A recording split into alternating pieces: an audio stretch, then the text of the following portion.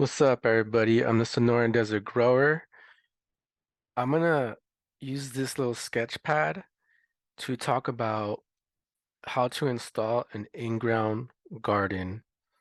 I have a whole video where I kind of talk really in depth about it. It's been posted on the YouTube channel for a while. This is just gonna be kind of like more of the nitty-gritty of how to do it.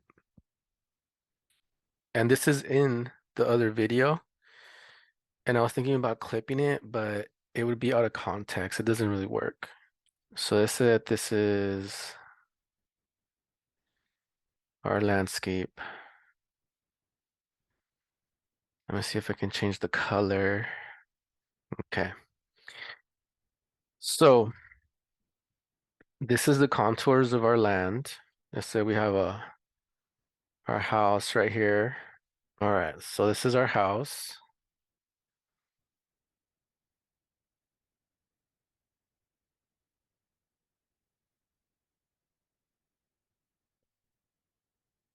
And let's change the color again. Let's try this out.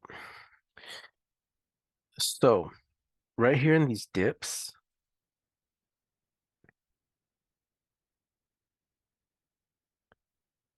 and like this whole thing right here,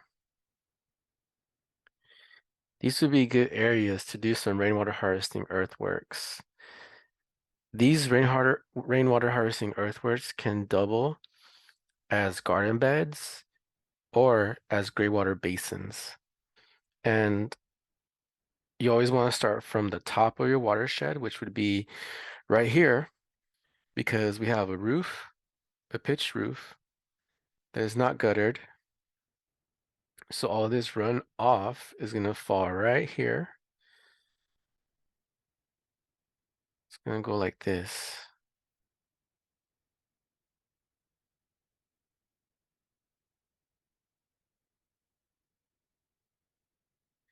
And then it's going to move like this, right? Through the landscape because it's sloped this way, this particular landscape.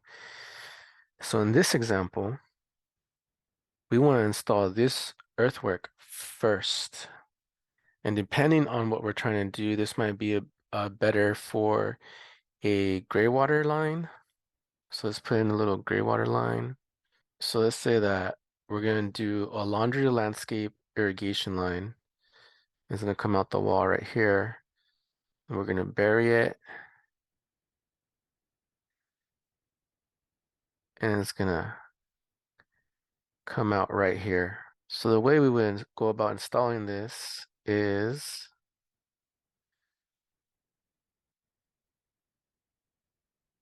we would have to, so if this is for a fruit tree, let's say it's for a fruit tree. I'm not gonna dig it out 2 feet like I would for a garden. What I would do is I would dig a, I'm gonna write it up here so I can erase it. I would dig a 1 foot by 1 foot trench. So little trench like this. I would fill this up with water. Fill it up with water. If it drains within 1 day, we're good. We have good drainage. We don't have to worry about all this gray water sitting here for over a day and creating anaerobic soil and conditions which our plants will hate. We need good drainage for gray water basins, right? So let's get rid of that. So let's say that we tested it. We're good. We can go ahead and install it. What I like to do in a situation like this with this kind of landscape, what I would do is I would do a basin, an earthwork that's like this. I would dig this stuff out. So all this water can come here from the roof and come in here. And I would fill it back up So about here. And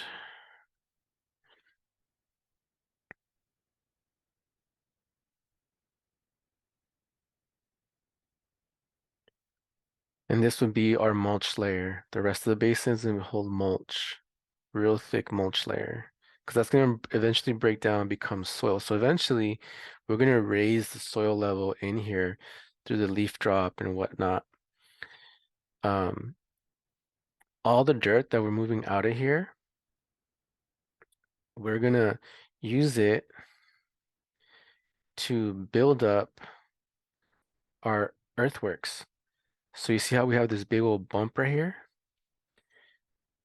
All we need to do is ensure that this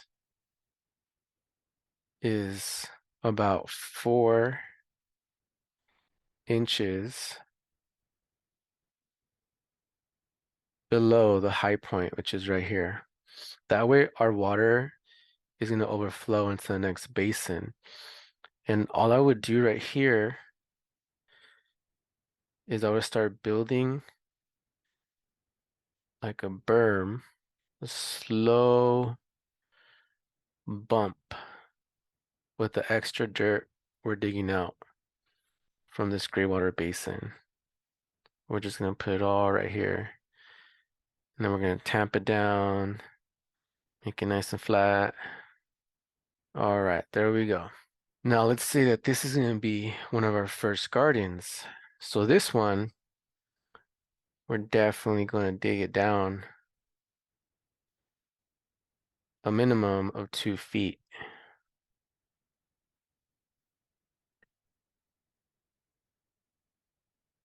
And we also want to maintain this 4 inch difference from the top of this basin to the bottom of this basin. So all this berm will need to be, this whole berm will need to be 4 inches lower than the inlet of this basin. That way, when it overflows, it goes this way. When the water overflows, it goes this way. So the whole time we want the water overflowing.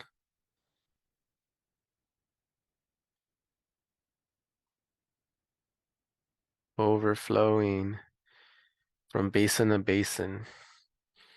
And this is the rainwater when it rains, right? Boom, boom, boom, boom. So during monsoon season and during the rainy winter season, uh, we shouldn't have to water our gardens when it rains. This is very important. This is a advantage, a particular benefit that you're only going to get with in-ground gardens, with sunken garden beds, that you're not going to get with raised beds. You cannot harvest the rainwater with the raised beds because they are above the ground and water does not go up above a slope. It goes to the least point of resistance. So we're creating these slopes and we're reworking the contours of our land to shape it in a way that moves the water passively through our site, through our property. And then let's say that this is going to be another garden. I'm going to change the color again. So what we're going to do is we're going to do the same thing.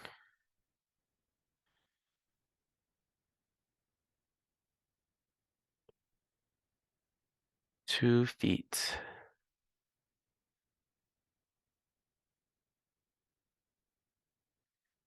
And again, we're going to make another berm with the extra dirt that's coming out of these basins. So when I say extra dirt, what am I talking about? In case you haven't seen my previous video where I go into detail about how to do this, to install these gardens right here, I'm saying you go 2 feet, you need to excavate a trench. I recommend that you keep this at around 3 feet wide. I'm 6 feet, I'm very tall, and I've installed these to be 4 feet before in the past. And even for myself, it's really hard for me to transplant seedlings in the middle without having to step into the garden. And you don't want to step into your garden at all. So you always want to have defined pathways where you're walking, and then garden beds. Define garden beds where you have plants. So let's draw these plants. We're gonna have plants in these things. So right here, we're gonna have a fruit tree. All right, so we got a fruit tree right here in our gray water basin. Bam. Boom, we have our tree. So let's start right here from the beginning. We have a gray water laundry to landscape. So this is drip irrigation going to rainwater harvesting earthwork that has a fruit tree. Let's say that this is a fig tree. So as a fig tree. This tree is gonna get watered when it rains naturally, and it's gonna flush our gray water basin, which you need to do every couple months anyway to keep it clean and aerobic. So it's gonna get flushed with nice beneficial microorganisms from the rainwater. It's gonna be really good for a basin. When these leaves drop, it's gonna become mulch that we can add right here in this mulch layer area and around our pathways. We can use this tree mulch around all of our pathways. This basin is going to overflow into our garden if it ever overflows. So that's the other thing, is that these overflows are for heavy rains. So it might not ever overflow. You might not want to put your gray water basin at in the first spot. And I just thought about that right now, right? Like, you don't want gray water overflow going into your gardens. And it just happens when you're going on the fly. Um, so yes, this gray water basin should really be over here at the end, and everything should be overflowing into the gray water basin. Or we could just move these basins a little bit further away from the gray water basin so that it's overflowing into some native bearing plants. That would work fine. So just keep that in mind. I'm not going to erase it or anything, but yeah, I just thought about it right now when I was talking about the overflow. But let's say that it's all clean, that it's just another vegetable garden, and it's overflowing into this vegetable garden and into this vegetable garden. So this is step one, is doing the rainwater harvesting. Step two is building the soil for these beds, right? And that's kind of where we left off. What you need to do is you need to dig a trench that goes 2 feet down, and then you're going to replace the soil with a mixture of half of the native soil you dug out and half compost, preferably compost you made yourself, because we want biologically activated compost. We want compost that has all kinds of beneficial bacteria and fungi. So the only way to really get that is to make it ourselves. You're not going to be able to buy that from a local composting yard.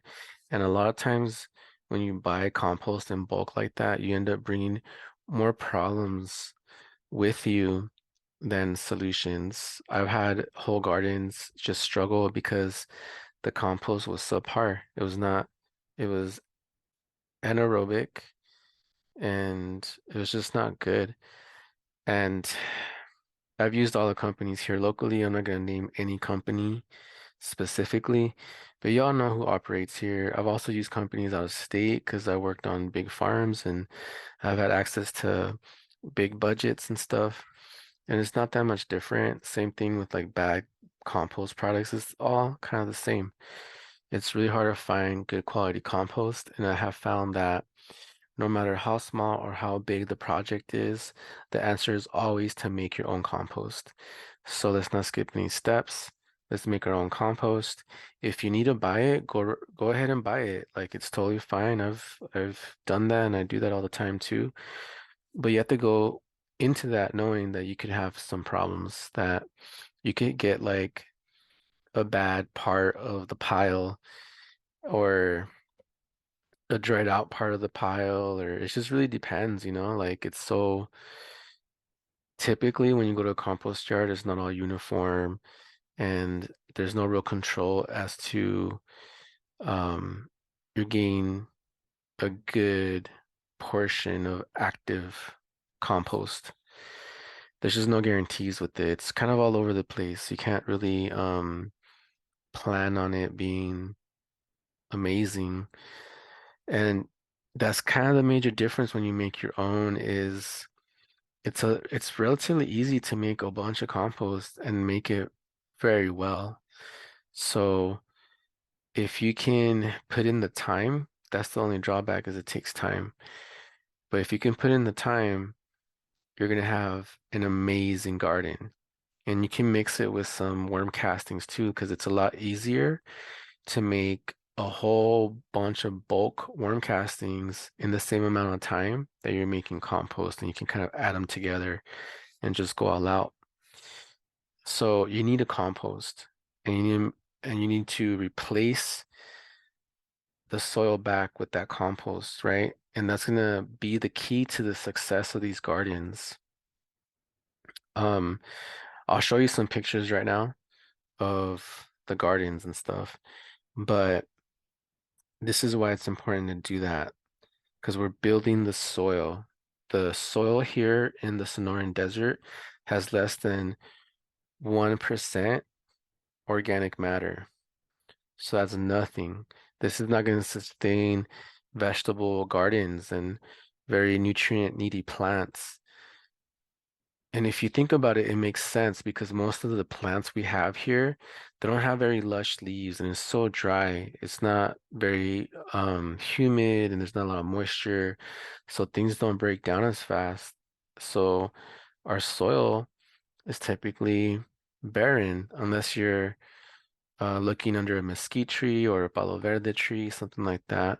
But even those trees, like the palo verde and the mesquite, they have very small, thin leaves. And if you think about the cacti, when they fall over and break down, they end up being kind of stringy and bulky mulch material. It doesn't really turn itself into soil rapidly. It's a very, very slow process that takes a lot of time. So that's why we have 1% organic matter. And that is why we need to dig at least 2 feet.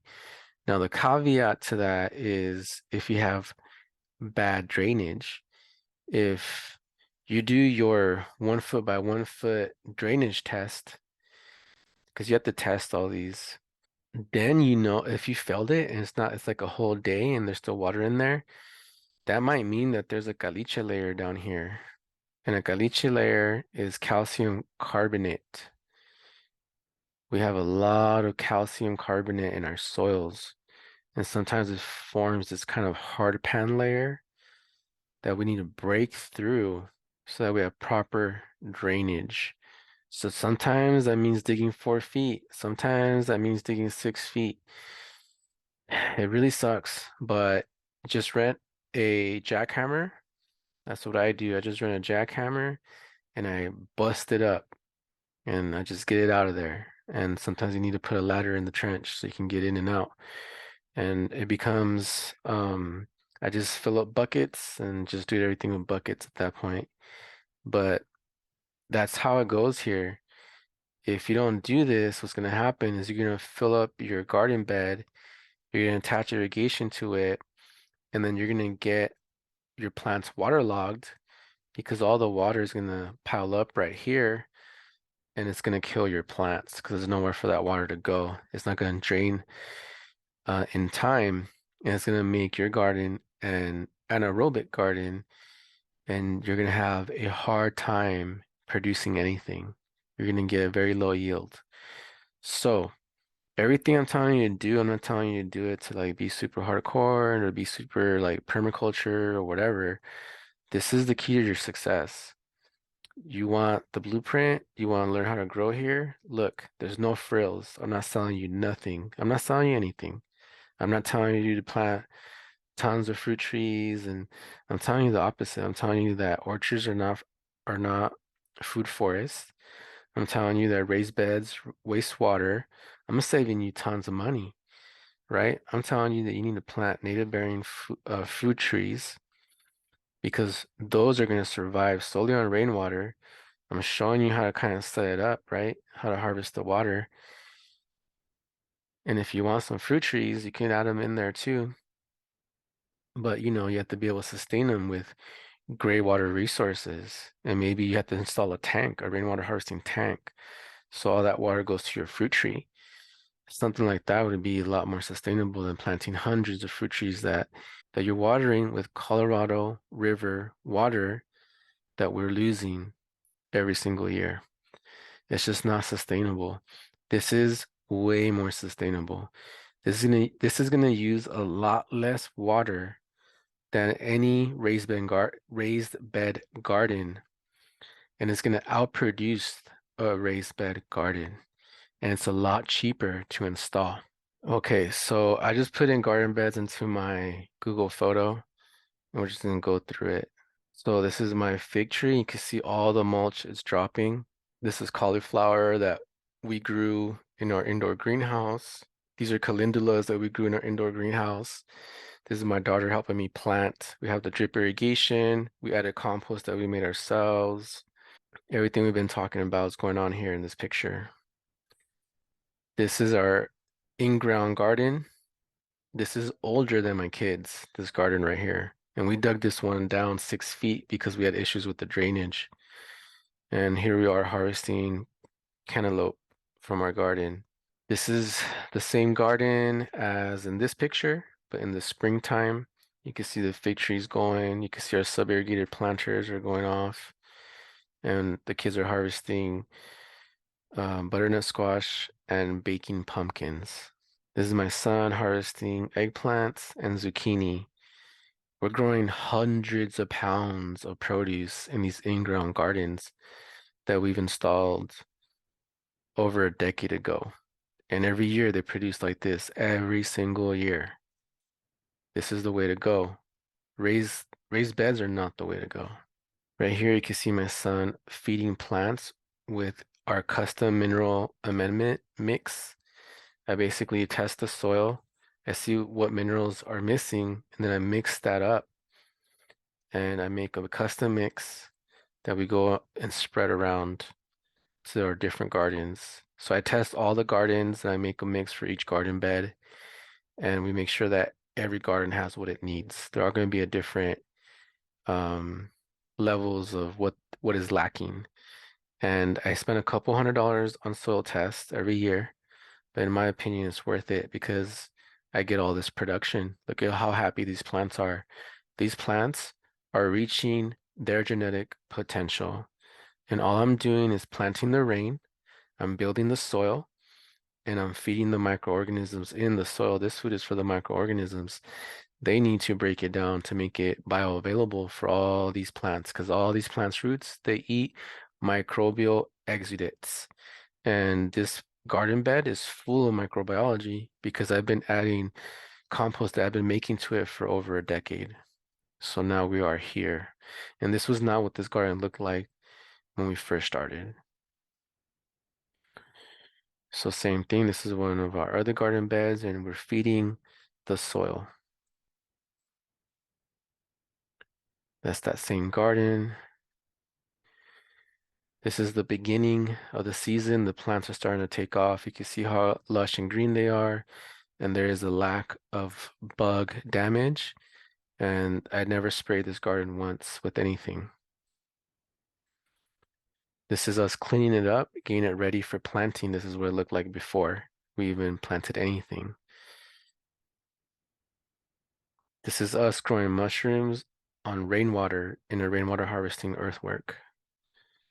Harvesting pounds of mushrooms, oyster mushrooms. So this is what we did. The roof right here was the high point, and we contoured the land. So it's putting all the water into this basin right here. And then I went and got these mushroom logs from my mushroom farmer friends that I have, and I used that as the mulch. So this is mulch from like a compost yard. I bought wood chips, right? And then I filled in this basin, this little earthwork, this little dip that we made, and all the dirt that we dug out from here, we added it to this pathway. And then I dug some mulch pits over here. We dug down trenches 2 feet down right here in this area, and we filled it with wood chips to grow mushrooms. So these were holes that we had, and we filled it all the way up, and then we put a top layer of the mushroom substrate, and we got tons of mushrooms. Every time it would rain, we'd get a couple pounds of mushrooms. This is what our garden looked like before we had children. This was our first crop, and you could tell it's kind of small. You could tell our squash is kind of sad. We had just installed these earthworks, and we didn't even have, this is our fig tree. And then we planted a citrus that died, and we replaced it with a pomegranate. And we didn't have our rainwater harvesting tank, and we didn't have our in-ground garden right here yet. So we really built up the backyard. And this is when I was a young man. I'm a lot older now. This is me doing rainwater harvesting on one of the farms I used to work at, and we're building a big old basin. And all the dirt we're digging out of here, we're putting it right here as a berm. And this is a bunyip. This is a DIY water level.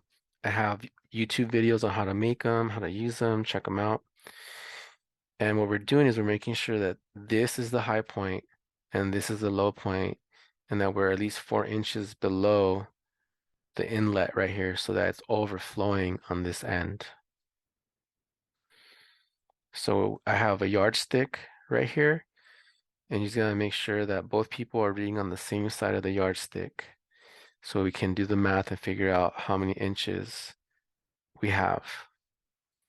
So we're just making readings, and we're using these little flags to organize ourselves and keep track of what we're trying to do. So again, we're making sure that the water is flowing the way we want it to flow. More mulch pits, digging 2 feet down to harvest rainwater.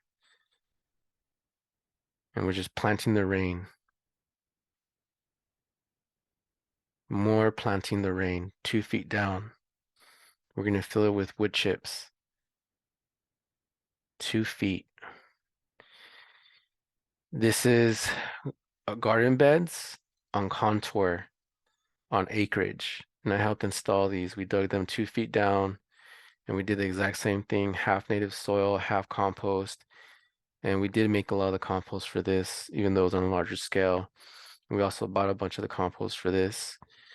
Um, this is 3/4 inch poly, and we use rebar to stake them in so that we can attach the row cover to it. And this was for market. We were growing all these crops for market. This is a keyhole garden done the same way, 2 feet down, irrigation. This is growing a lot of radishes and turnips and some beets and onions. This is a Tahana Autumn yellow meated watermelon that grew in a rainwater harvesting earthwork solely on rainwater. And it grew about 5 30-pound watermelons, which this was one of them. So rainwater harvesting works. Look at how happy and green this plant is. Okay, so let's go back to one of my badass pictures here. Yeah, let's do this one. Okay, so that's how you install an in-ground garden. This is better than a raised bed. You'll get more production out of it. You're gonna yield way more, and it's more sustainable for our environment. This is the way to do it in the Sonoran Desert. Don't listen to people hyping up raised beds. Don't listen to people hyping up exotic orchards. that they call food forests, but they're just orchards, not really food forests, right? Don't go down that route. This is the way you want to do it. This is the way to abundance for real. If you like this video, please consider subscribing to my Patreon at www.patreon.com/the Sonoran Desert Grower. I have tons of resources on there for growing in the drylands. I have a 100-page book that I published exclusively on my Patreon account. It is the Dryland Permaculture Growing Guide, and it's over 100 pages. It's a book, and it'll walk you through the entire process so that you too can enter the abundance zone in the drylands. I also have a whole section on my Patreon dedicated to Prop 207, and that is for my $10 tier members, the fungi, the mycelium crew. And you can learn everything that you need to know so you can cultivate your own organic Prop 207 garden. So please check out the Patreon, and I'll see you guys in the next one. Thanks for watching.